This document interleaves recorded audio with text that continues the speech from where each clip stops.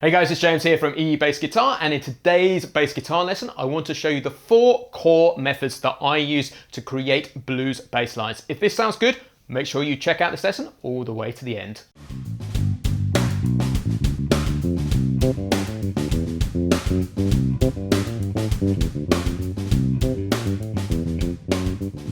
Hey guys, it's James here from eBassGuitar, and in today's blues bass guitar lesson I want to show you the 4 core methods that I use to create blues bass lines whenever I get presented with a blues song. So if I go to a blues jam session, these are the 4 places that I always start. So before we dig into the lesson content, there is a completely free PDF which will give you the standard notation and tab that comes with this lesson. There is a link below this video, so make sure you check that out. So before we dig into the 4 core methods in a bit more detail, we are using a backing track from the eBassGuitar Blues Jam backing track album called Jake's Blues. This is a rock and roll blues in the key of G. So let's just talk through that very quickly so you know the form that we're working over. So this will start off with 1 chord of G, or 1 bar of G rather, and then a bar of C, and then back to 2 bars of G again,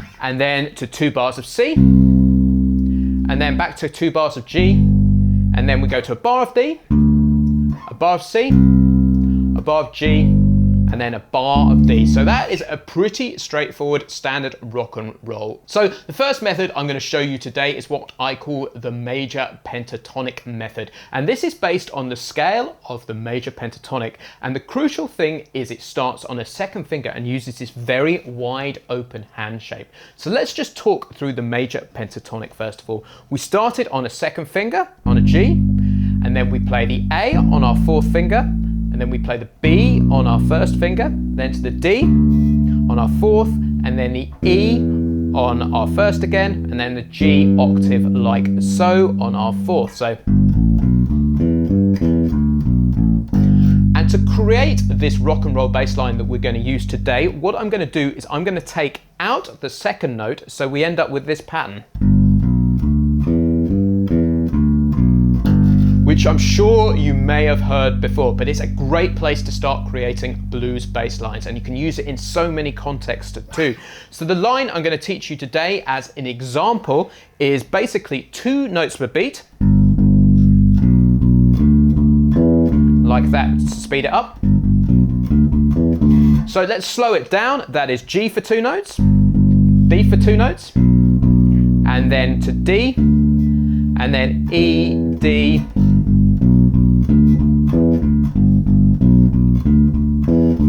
so let's try this with the backing track so you can hear what it sounds like.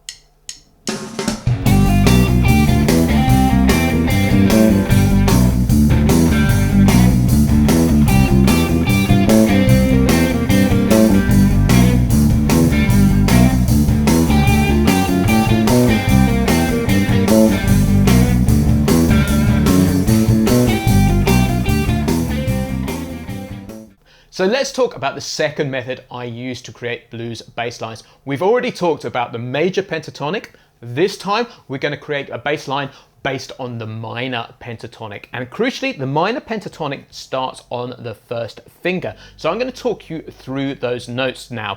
So the minor pentatonic is going to be a G, it's going to be a B flat on your 4th finger, and then a C on your 1st finger, a D on your 3rd finger, an F on your 1st finger, and then a G. And so it has a very different sound to the major pentatonic. Now I'm going to strip out a couple of notes here because we are going to use what I call the power notes in there. They're 4 notes which are really strong within the minor pentatonic to create your blues bass lines from. And that is the G, that is the D, and that is the F, and that is the G octave like this. And this creates an idea that we call the box shape because it looks a little bit like a box on the neck. So you may hear me refer to this as the box shape or the minor pentatonic. It's the same thing. So let me talk you through a bass line which is based on the minor pentatonic here. So this is the bass line we're going to do.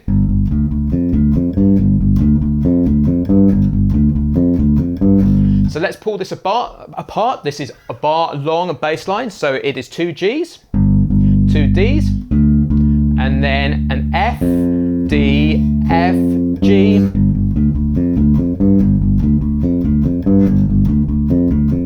And again, you can move this through all 3 of the chords just by moving your first finger to each of the root notes of each chord, like so. So let me demonstrate how this sounds.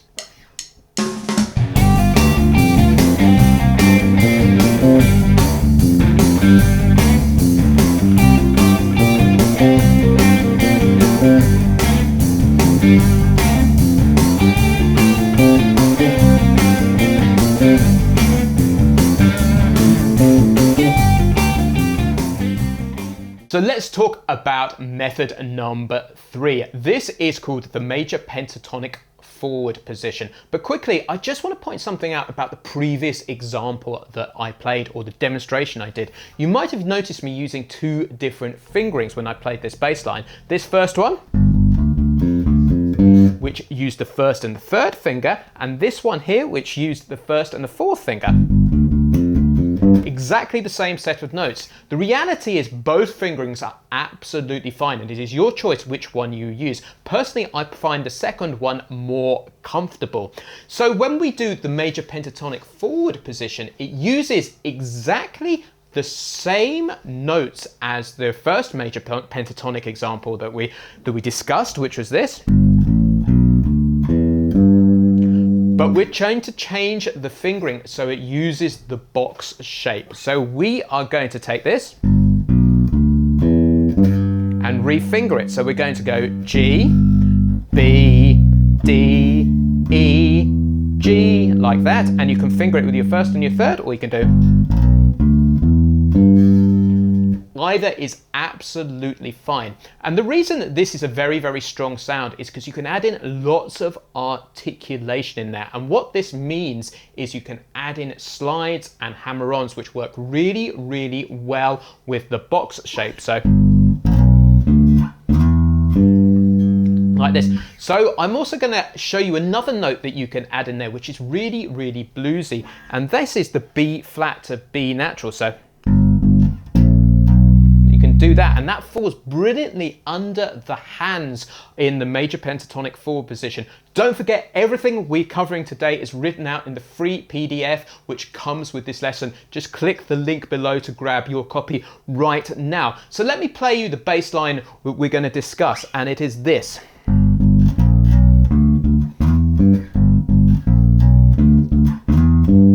So let's just take that part very slowly. It is 2 Gs. And then we're going to hammer on from the B flat to the B natural, like that, which is a great, great sound, which falls beautifully under the hand with this major pentatonic forward position. And then we're going to play the D, and then we are going to slide into the E. So the slides fall really well with the major pentatonic forward position and the box shape, and then hit the octave there.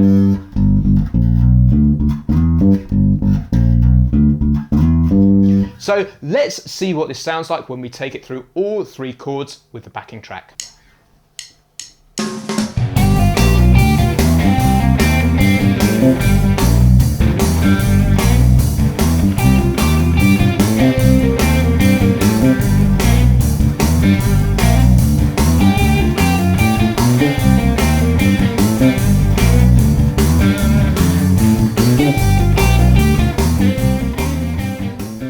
So I love using the major pentatonic forward position. That fingering just gives so many interesting possibilities. So if you want to discover more about how to play blues bass, make sure you jump over to eBassGuitar.com and check out the Rookie Blues Bass Intensive in the Bass Lab Plus membership. This is a full end-to-end blues course, right from playing your very first notes all the way to playing at a blues jam session by the end of the course. It has some super important foundational information that all bass players should check out. So make sure you check that out and all of the other courses in the Bass Lab Plus over at eBassGuitar.com. So let's move on to method number 4 now, and the last one that I use. These are genuinely the 4 concepts that I will always approach a blues bass line from. So this is 100% real world stuff. Now this last one I call the chromatic method, and we are going to jump back to starting this on a 2nd finger and using the wide open shape from the major pentatonic. But we are going to use chromatic notes, and chromatic notes are notes which use every fret sequentially like this. And this can be really effective for creating blues bass lines. So let me talk you through a chromatic bass line, and it's also a great technique workout what I'm going to show you. So let's talk about this.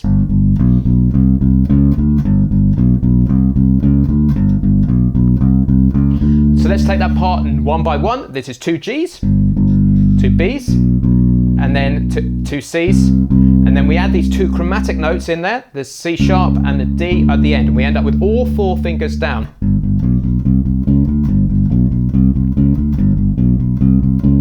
Like that.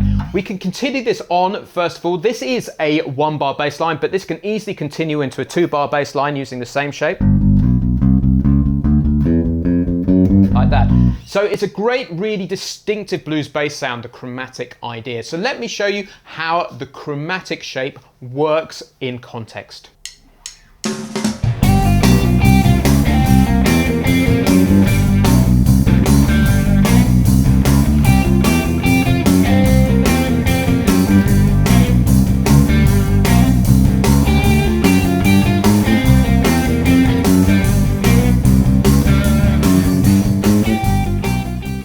So that's the 4 methods there, one by one. Don't forget, when you get comfortable with these, you can easily combine all 4 of them within individual blues sequences to create some super interesting bass lines if you want more variation. So guys, that's the end of today's blues bass lesson. If you've enjoyed the lesson, please do give it a like and share on social.